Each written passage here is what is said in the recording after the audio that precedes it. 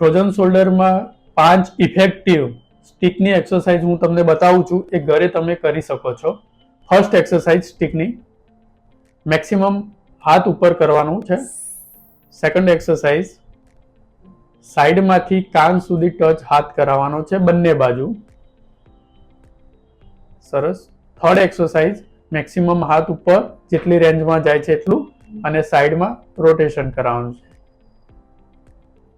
ચોથી એક્સરસાઇઝ હાથને પાછળ મેક્સિમમ ખેંચવાના છે અને પાંચમી ઉપરની તરફ એક્સરસાઇઝ કરવાની છે. પાંચમી છે બહુ ઇફેક્ટિવ છે, એમાં જેટલું તમે સ્ટ્રેચ કરી શકો એટલું કરવાનું છે.